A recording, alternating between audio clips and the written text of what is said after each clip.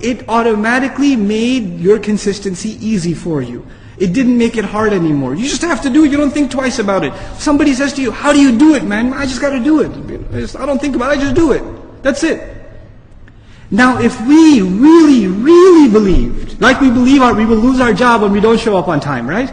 If we really, really believed that we are heading for loss, and there are certain behaviors that need to enter into our life, like the regularity of salah, for example, like the abandonment of vain activity, for example.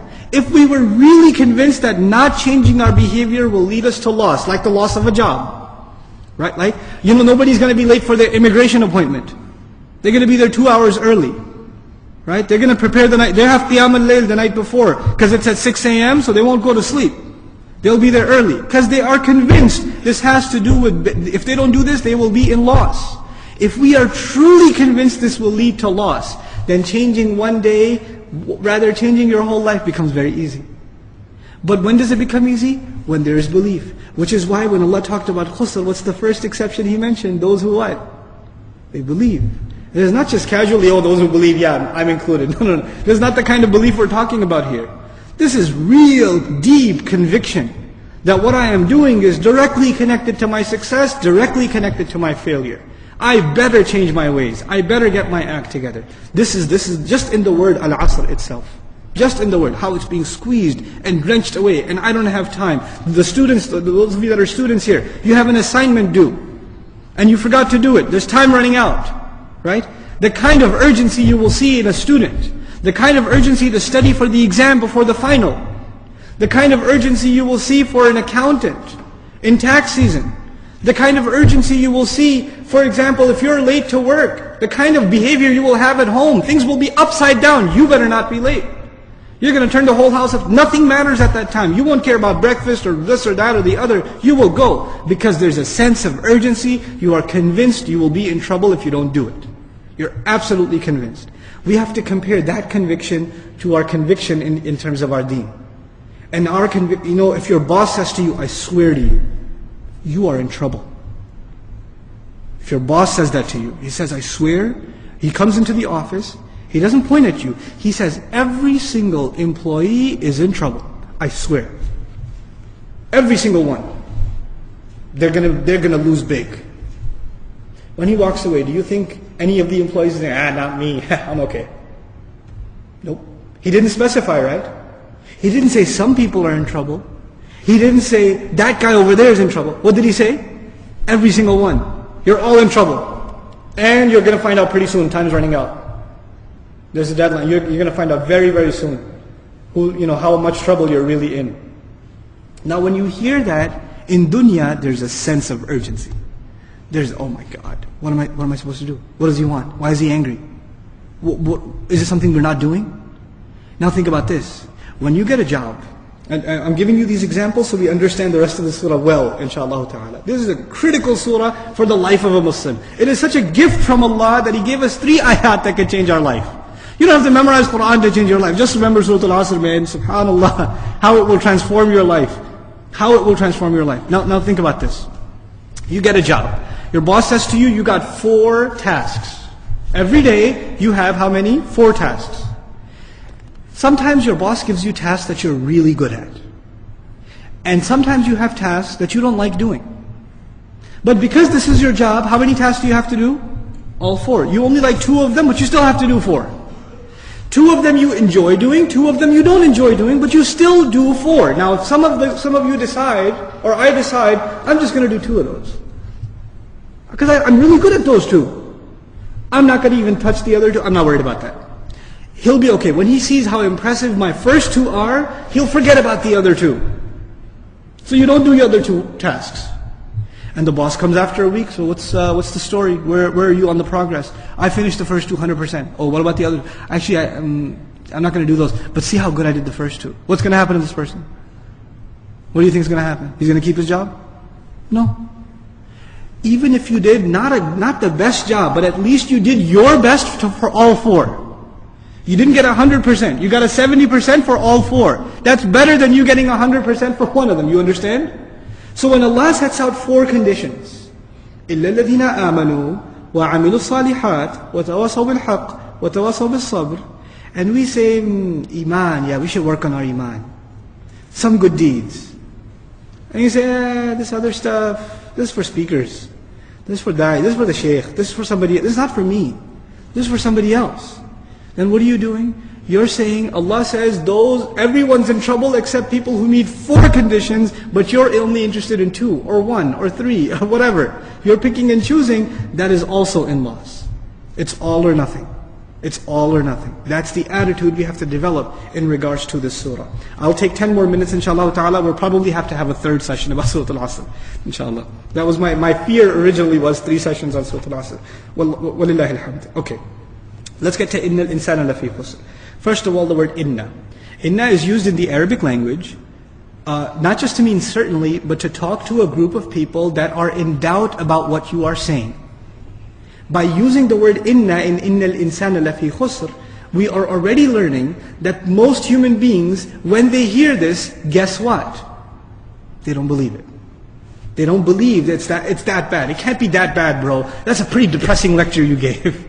It can't be that bad. And Allah is making sure you understand, for sure this is the case. Inna. Rhetorically, it's used لِإِزَالَةِ الشَّكِّ. It is used to remove doubt. And by saying that, I say the doubt already exists. The doubt already exists. And you would think this is talking to al-kafir. Some mufassirun said, al-insan ay al-kafir. But then other mufassirun came with even stronger dalil against that. Why? Because al-istithna at the end, illa, with the exception. Because Allah put exception, it's all humanity. If it was al-kafir, then there wouldn't be an exception to the kafir. Kafir is kafir. But because it's illa at the end, this is referring to each and every single human being. Now let's look at the word insan quickly.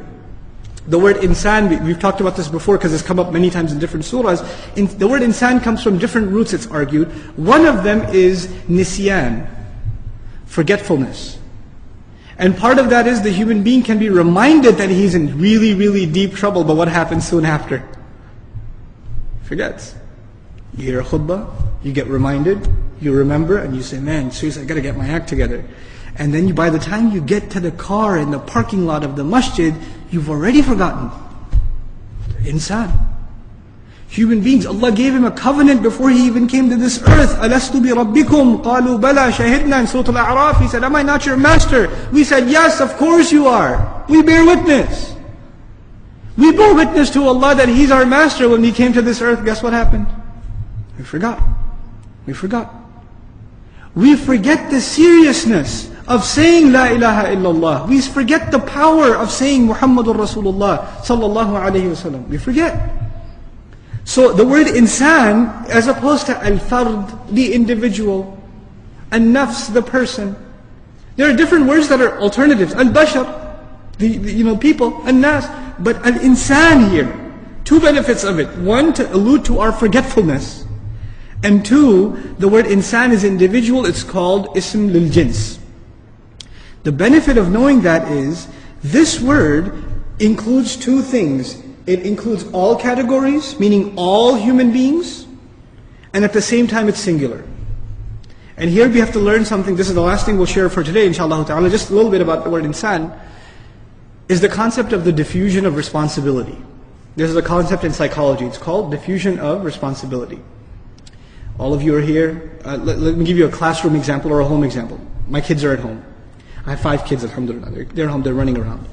As I'm leaving the house, I say to them, be good, and I close the door. I just say, be good. Are they going to be good?